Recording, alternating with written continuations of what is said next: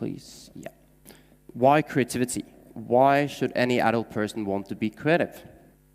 Of course, creativity has kind of a bad reputation. And when I say I'm a creativity expert, creativity researcher, people tend to say, oh, so you work with dance and music. And this, to me, is sort of a myth about creativity. And one of the reasons why I see people don't dare to claim themselves as creatives. And there are a lot of ways of understanding creativity. Normally you talk about either the creative person, the creative press, so the situation you're in, the creative process, or the creative product. So there are a lot of different ways of understanding creativity. Today I'll talk about the creative person, meaning your creative abilities. And when I talk about the creative person, then this is what normally people see on their eyelids. It's Pablo Picasso. But I have a very different take on creativity, a very different type of creativity that I find as important and as interesting, and that is the Vladimir Putin creativity. Because Putin is, to me, a brilliant example of a world leader who is extremely good at using different ways of thinking to achieve his goals. I won't get political here, so I'll leave it there. But luckily, I'm not the only one seeing these type of creative skills as seemingly importantly as the more creative, in the classical sense, the more artistic domains. And one of my favorite studies was back in 2010. IBM did a big study where they asked 1,600 CEOs in more than 60 countries around the world whether these CEOs were prepared for the future. And actually less than half of the CEOs they asked felt that they themselves and their companies were actually ready for the future. And then when asked what they could do better in their company to actually prepare for the future, creativity came out on top. So in more than 60 countries, these 1,600 CEOs agreed that creativity was actually what they needed to make their company resilient for the future. In another study that I really like, LinkedIn, they have this thing every year. They publish a list of the most common words people use to describe themselves. And in 2012, creative was the most commonly used word on LinkedIn when people describe themselves in their profiles. In 2013, it dropped to, I think, third, with responsible being on one, but it's still up there. So people still want to perceive themselves as creative. And this view on creativity, to me, changes the whole discourse about how we can actually train creativity.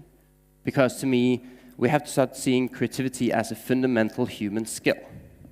It's something that we're born with, that we all need, and that is actually the key to success in any domain, any way of life, any way of living.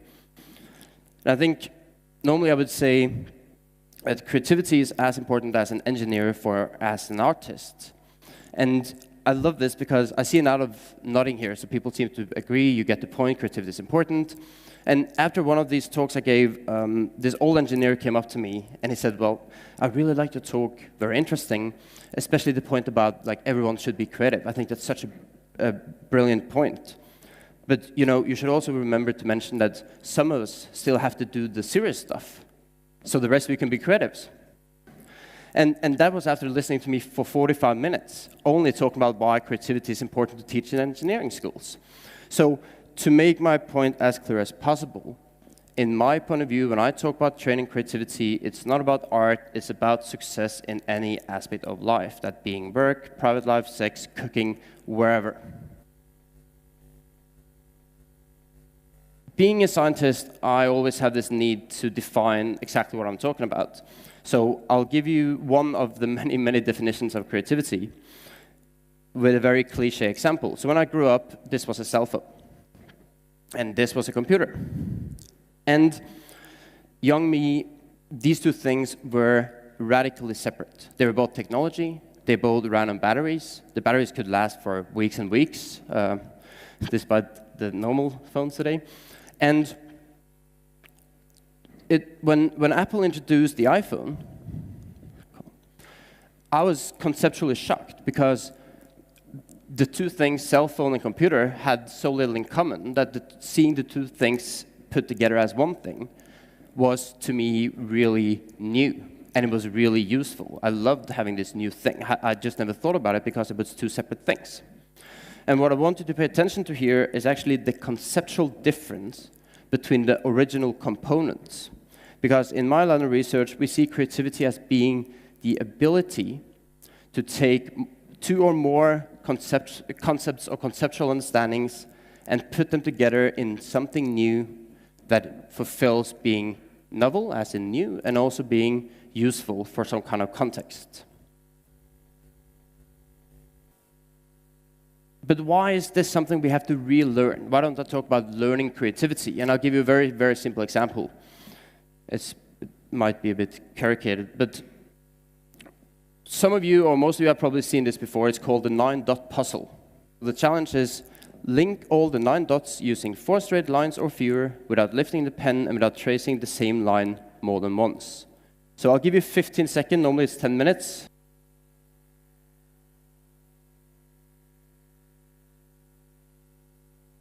The embarrassing thing is kids have no problem with this. Kids do this right away. And I'll start by showing you why it's so hard for adults to solve this. So if you look at the person trying to solve this on paper, this will be the solving strategy. Or will it? Let's see. Oh, yeah. So you start in one corner, you go to another corner, and you'll continue doing that until you realize I'm almost out of lines, and then you'll cross 45 degrees, and realizing you're all out, and you still hasn't gone through all the 9 dots. And the creative solution to this, the adult solution, is that you have to realize that you don't have to stop in a dot. And by realizing this, you can actually solve it. So the reason why this is a puzzle is because we put rules into it that are not there. The only person who told you that a line should connect 2 dots and stop there is some teacher in math, in a math class back in the days. But this still sticks. So the adult solution, the adult creative solution is like this. And I normally use this to warm up when I work with kids. And I remember the first time I did it, one of the pupils in the class, about 6-year-old, when seeing this, he said, well, I can solve it with 3 straight lines. And, adult, arrogant me would be like, oh, you're so cute. Yeah, come on and show me. And he did this.